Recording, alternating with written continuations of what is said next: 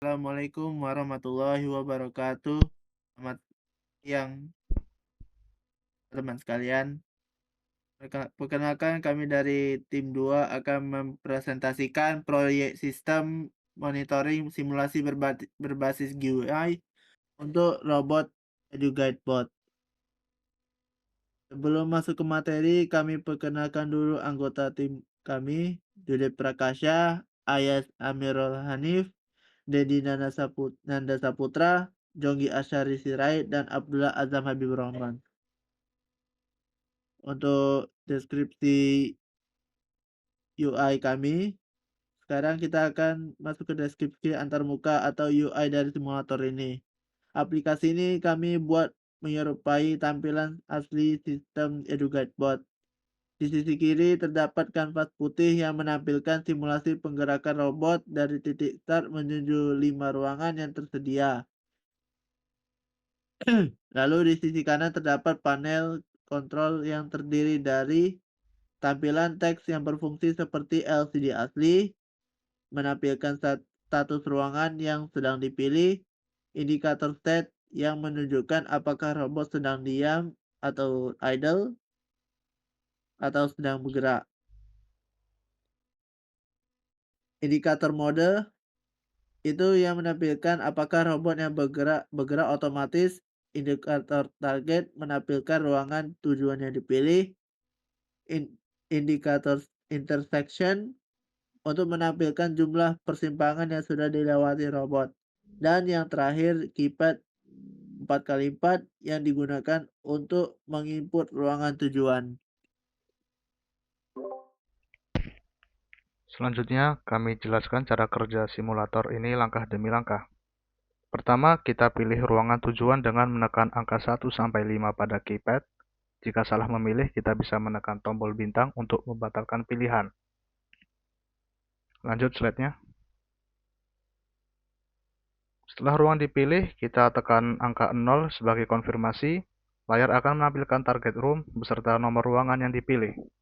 Robot kemudian akan bergerak secara otomatis menuju ruangan tersebut. Setelah robot sampai, layar LCD akan menampilkan status Arif beserta nomor ruangannya, dan indikator intersection akan menunjukkan jumlah persimpangan yang telah dilewati. Misalnya angka 1 berarti robot sudah melewati satu persimpangan. Terakhir, untuk mengembalikan robot ke posisi awal, kita cukup menekan angka 0 sekali lagi dan robot akan kembali ke titik start. Oke, selanjutnya saya akan menjelaskan tentang implementasi OOP di bagian kelas. Jadi, bagaimana sistem ini dibangun dari sisi pemrograman menggunakan konsep Object Oriented Programming atau OOP. Seluruh program ini dibungkus dalam satu kelas utama bernama EduGuide Pro. Kelas ini menjadi pusat pengendali seluruh aplikasi, mulai dari tampilan GUI, logika pergerakan robot, hingga interaksi dengan pengguna.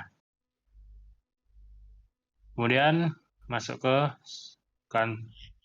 konstruktor. Di dalam kelas tersebut terdapat konstruktor, yaitu method underscore init underscore. Kemudian metode ini otomatis dijalankan setiap kali objek dibuat.